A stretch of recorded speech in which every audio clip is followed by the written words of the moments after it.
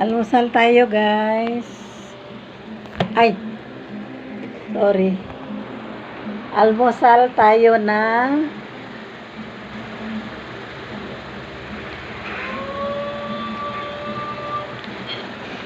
bibingka. Bibingka sa Bisaya. Bibingka pinaliki, guys. Pinaliki, gyud pinaliki. Tapos coffee lang naman ang partner ko. Coffee.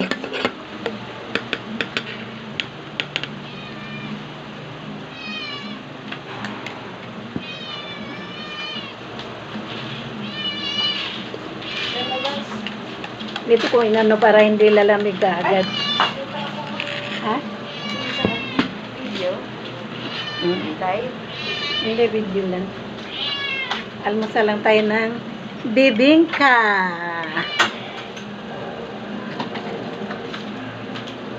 Marunong ako gumawa nito, guys. Ito yung hanap buhay namin ng mama ko noon.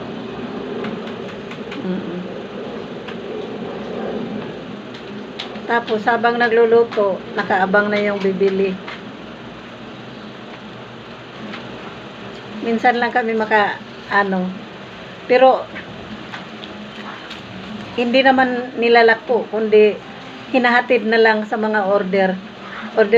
Pag alam nilang nagluluto si mama ng bibingka, sabihin kagad, hatiran ng 10 piraso, hatiran ng 20 piraso, hatiran na 5 piraso, mga ganun lang, hindi na nilalako, guys. Lambot.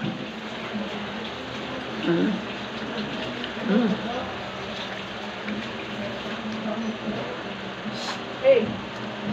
Yan ang nakakilala ng bibingka. Mga Bisaya. Kaila pa ba mo ano? Mga bibingka sa Karkar, Nindot, sa Katmon. Katmon Cebu, lami. Pareho ani kalami.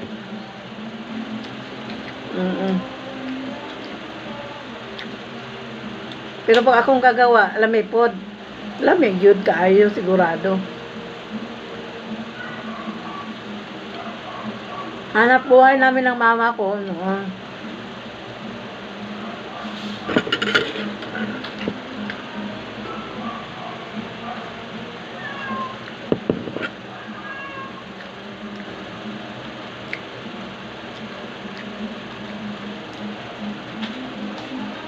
Lami.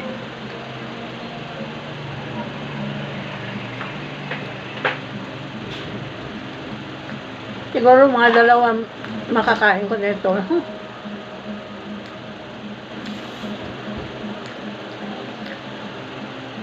Kasi na-miss ko na talaga to. Ilang taon na hindi ako nakakain ng bibingka. Dati dito sa Taguig, may nagluluto ng bibingka. Ako naman nangangangkat. Bumibili ba? Nilalako ko dito. Iba ang lasa dito.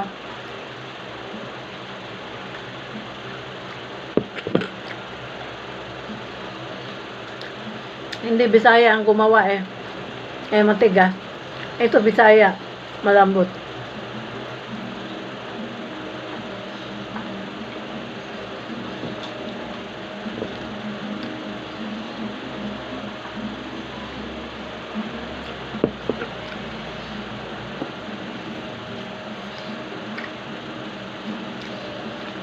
Magandang negosyo to, guys, nakapagpatapos mag-aaral ng mga anak, ng mga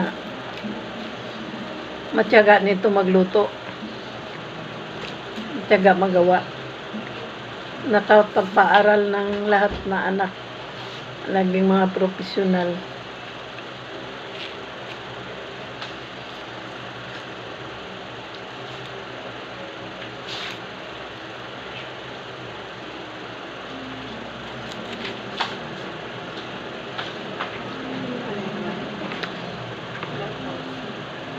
Dera nak, dera.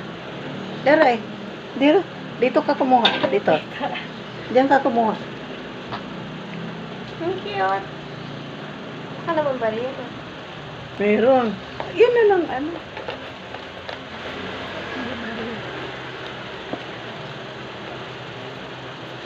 Pesos.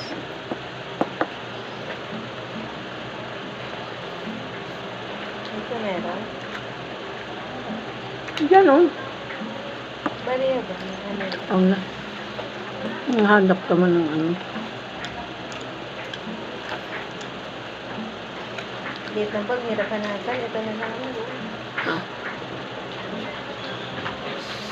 Sige dito. Dito.